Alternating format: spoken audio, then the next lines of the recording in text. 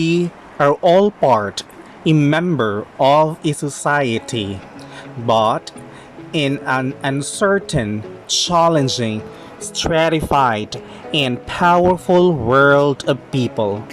How do we understand society as members? Hello, beautiful souls. Smile. How are you? Welcome to the last part of this three-part series pre-recorded video intended only for academic purpose for students currently taking the subject Understanding Culture, Society, and Politics. As a learning material, feel free to navigate. You can pause anytime and answer some questions thrown at you, either reflectively or through writing. You can have with you some writing materials too, like paper and pen or whatever suits you. Use this learning material at your own discretion. No need to watch this video in one-time setting. In case of questions, clarifications, or confusions, feel free to communicate with your teacher. In part 1 of this video, we talk about the learning of culture starts at home, being the basic unit of society, and the very foundation of becoming a member of the society. Such learning extends to learning the culture of others through education and social interaction, and fortified by our social groups or organizations. In part 2, we learned that the cultural goals of the society and the means of achieving such goals do not always run parallel. So, society devised certain mechanism of control to maximize conformity and minimize deviance so that others' dignity and rights are not violated. It is only in understanding the rules of social interaction through learning culture that one becomes a functional member of a society. But in our membership, how well do we understand about how society is organized? We are all born in a society, and society is a composition of different groups. No one lives without being a member of groups. This means that it's impossible for us to be part of a single group since we are an accumulation of groupings like religion, in the workplace, in school, in our community, the civic organizations we joined, and so on. These groups we voluntarily or involuntarily become member of it is what we call a social group. As a functional member of the society, we socially interact with these groups in an orderly way based on shared expectations and a sense of belongingness. Each society is made up of smaller groups and associations that are built on social class, personal interest, or common goals. A social group is a number of people who interact on a regular basis, are bound together by roles and statuses, and a distinctive set of relationships, and who feel a sense of unity and common identity and characteristics as the basis of their constant interactions. This implies that identification, interaction, and communication are vital qualifiers for a group to be called a group. A society is a collection of groups, institutions, and structures, the primary ethical imperatives of these elements are the maximization of its members' well being and the minimization of their suffering within the context of a responsibly managed social environment.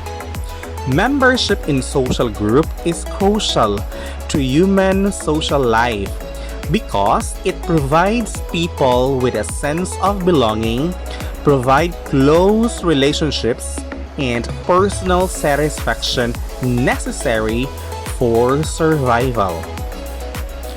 Drawing from this understanding, while our choices of groups and the extent we identify ourselves to it can be personal based on certain social categories or interpersonal interaction among members, but our perceptual processes of group identification can arbitrarily reach to its extremes like social stereotypes and prejudices if not checked constantly.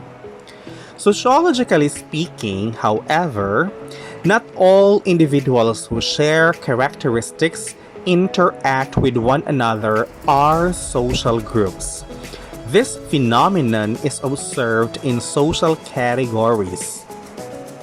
A social category refers to a collection of people who share similar characteristics like students, men or women, sports enthusiasts, etc., but are not engaged in a patterned social interaction and do not have common identity of membership. Common example of this is cheering for your basketball team in an inter-school competition, where the strong identification based on a social category is very strong, especially if it is tagged as a classic rivalry. Another example is students attending senior high school are within the context of a social category, as you do not normally interact with your schoolmates, specifically with those from other class or strand. On the other hand, another classification of human grouping is a collection of people who just happen to be one or in one place at the same time and who are hardly unaware of each other is a social aggregate, not a social group. In this, individuals gather in the same place but are neither interacting nor sharing similar characteristics. Thus, people gathered in shopping malls, in a grocery store, or in a jeepney, or in a movie house, or those of the same age, gender, and height are not groups, even if they are of the same category or in a place together, because collection is temporary and bears no deeper meaning. Their interaction is superficial and not based on common interest. In a nutshell, the absence of frequent and patterned interaction and a distinctive set of relationships mean that a mere collection of people is not a group. The sociological explanation for human behavior is that it is through interaction that people learn much of their behavior as social animals. People join groups that reinforce their own attitudes, actions, orientations, values, norms, and self-concept. We become what we have based on how others relate to us and what we have learned from them. Sociologists distinguish between different types of groups to show how the various characteristics of groups, such as size, goals, formality, and relationships and interaction patterns, vary. No two groups are created equal. Each has its own purposes, culture, and standards for behavior. Thus, groups are differentiated. Social groups affect everyone and are organized in different ways. It is thus important to know about the several types of groups that exist in society. Generally, groups are classified according to social ties and social identification. For groups according to ties, there are two types: the primary group and secondary group. Primary group is the most fundamental unit of human society. It is long-lasting, characterized by strong ties of love and affection. The do's and don'ts of behavior are learned here. Examples: families, gangs, your cliques, play groups, friendship groups. It has several characteristics like physical proximity, or the members of a group share close relationship and they have intimate contact with each other. It is small in size and is stable in nature, where its stability promotes closeness. It has continuity in relationship by meeting frequently and by exchanging thoughts. Intimacy increases. Commitments among members is common. It has maximum control over group members, like the family members control over the family affairs. Primary groups are important because 1. It develops the personality of the members. 2.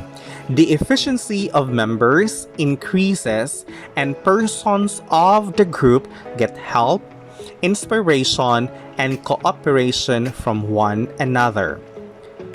3.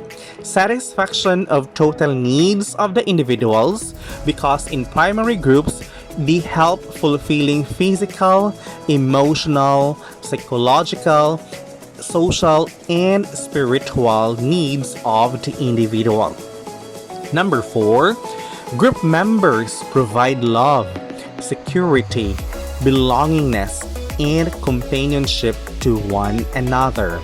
And lastly, socialization process initiates within the primary group.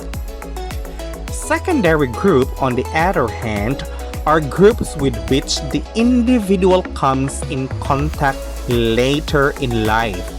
It is characterized by impersonal, business-like, contractual, formal, and casual relationship. It is usually large in size and not very enduring and limited relationships. Examples: industrial workers, business associates, faculty staff, company employees. Its characteristics includes 1. Position of a member depends upon the role and status. 2. Individuality develops in the persons because the relations are based on self-interest. 3. There is self-dependence among members. 4. It lacks stability and personal relationships. And number 5, it is formed with definite objective. Its function is not spontaneous. Secondary groups are important because, number 1, this group satisfies the changing needs of society and individual. Number 2, rules formed by the group will increase the efficiency of the work. Number 3, there is delegation of the authority, coordination, and planning of the activities will be implemented. And number 4, secondary groups accommodate large number of members or localities, which widens the outlook of groups. Now, the distinction between primary and secondary is, however, not always absolute, because there are times when you meet people in secondary relationships that become a part of your primary group. A member of your class group project, for instance, becomes one of your closest friends eventually, even after high school or college years. When individuals congregate in groups, they create rules, boundaries, and loyalties that delineate them from others. This delineation is a crucial contributor to the formation of unity and cohesion among the members. Groups, according to social identification, are of four types, namely in-group, out-group, reference group, and network group. In a social system, there are criteria that differentiate members from non-members.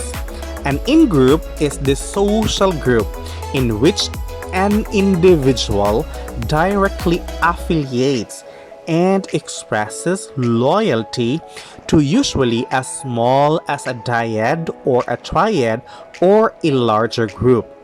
Members in this group intensifies the we feeling because of the sense of belongingness or group identification, while the non-members are perceived as they. Members of the in-group have a sense of camaraderie and feel a sense of loyalty to each other. They are antagonistic towards the other or the they group. This results to in-group favoritism or in-group bias. It refers to the tendency to favor in-group members than the out-group members. Its three primary characteristics reinforce the boundary that it creates between its members and those coming from the other groups. First, members use titles, external symbols, and dress to distinguish themselves from the out group. Second, members apply positive stereotypes to their in-group and negative stereotypes to the out-group. And third, members tend to clash or compete with members of the out-group. That strengthens the unity within each group. In some cases, intergroup aggression takes place as members of the in-group harm individuals from the out-group due to their undesirable traits that clash with the in-group's prescribed norms. Bullying is an example of intergroup aggression, as members of a dominant group inflict harm on an individual who is perceived to be an outsider. Stereotypes and prejudices are often created by members of the in-group against those from the out-group. This is due to the ethnocentric orientation of the members in an in-group. On the other hand, out-group refers to an individual, not part of the in-group or the they members. An out-group is any group or collection of people to which a person feels he or she does not belong or identifies with. This resulted to out-group derogation or discrimination, or the tendency to feel threatened by or the hostility against the out-group. Hence, these individuals are prone to being stereotyped and worse, dehumanized, as members of the in-group refer to them solely on the basis of their projected characteristics. In-groups and out-groups have no specific size limits but distinguish between the we and they persona. Another type of group according to social identification is the reference group. These are the people you look to for guidance for evaluating your behavior, or the people whose actions and behaviors you use as standards for evaluation. They act as role models to which you can compare yourself. Remember way back when you were a child, you have someone you idolized that you envision to be like that person when you grow up.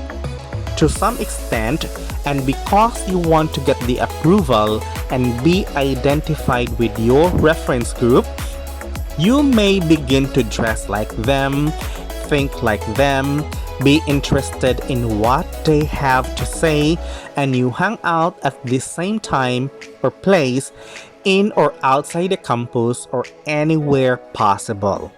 In one way or the other, they exert an influence on your behavior, expectations, outlook, and even style and physical appearance. An individual shifts reference groups at different stages of his or her life. Whereas a social network consists of individuals who have dyadic relationships that are interacting with other relationships within a structure. Simply stated, a social network is a social structure consisting of people who have varying degrees of relations and interrelationships. In simple terms, these are the people who we highly associate with, or the organizations you've joined because of the benefits attributed to it, or the identification of prestige or for professional growth. As society is organized according to groups, our membership in these groupings and organizations are vital in shaping our social identity. Social organizations are created by individuals to foster a more direct relationship in secondary group setting.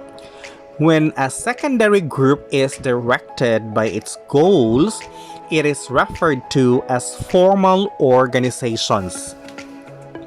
Formal organizations exist in the modern society because they help to fulfill tasks in the most efficient manner. In sociological terms, a formal organization is defined as a large and complex secondary group that is deliberately created and organized to achieve specific goals.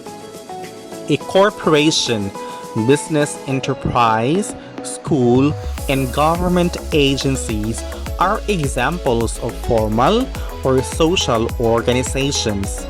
Unlike small groups, formal organizations are bureaucratic in nature.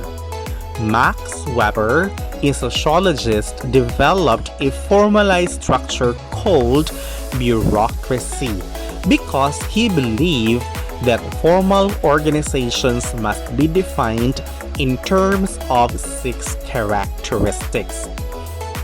First, it has clear-cut division of labor. This is assigning employees with the organizational task of the office or company in work specialization because of experience or expertise. Second, formal written records.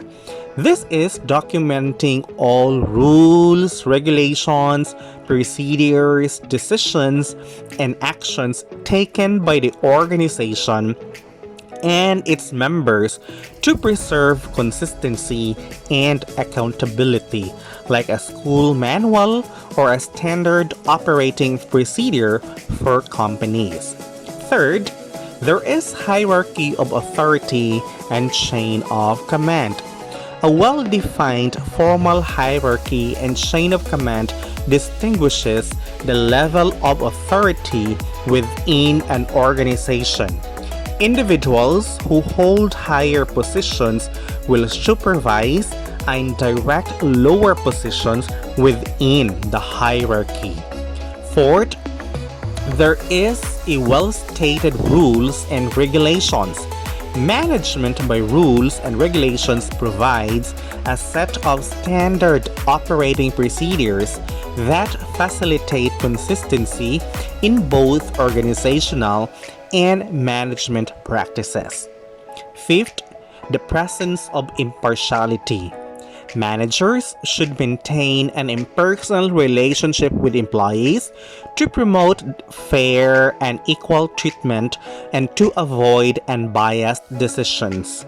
In a bureaucracy, competence is the basis for job appointment, not personality. And lastly, assignment of roles and statuses based on technical qualifications. Competence, not personality, is the basis for job appointment. An employee should be chosen, placed, and promoted within an organization based on their level of experience and competency to perform the job. What's the difference between social structures and social organizations? Social organization refers to the concepts of obligation and relation, while social structure is more on placement and position. When we speak of your duties and responsibilities and your association with colleagues, that is social organization. But when the reference shifts to who you are in the organization and the kind of influence, power, or authority you hold, that is social structure. So, in conclusion, a society is composed of individuals who also have needs to be satisfied by the society they belong to. This chapter examined how people within a society are organized into many different types of relationships, groups, organizations, structures, and institutions, and how the understanding of social groups is of primary importance to the understanding of human behavior. For us to become functional members of the society, we must understand our social roles and obligations and the rules of social interaction espoused by the norms, values, status, and culture of a society, so as to display a behavior that is socially desirable, culturally acceptable, and politically respectable. Thus, understanding the importance of learning the culture of the society help us assess the rules of social interaction. So, that ends this three-part pre-recorded series for Topic 2, Understanding Society through its Membership and Organization. Stay tuned for the next upload. And before I let you go, here is a reminder. Instead of judging others and their culture, let's try to be more understanding, culturally sensitive or relative, socially imaginative, and peacefully coexisting. Because we are not in the position to judge, but to understand. Take care always, and God bless you.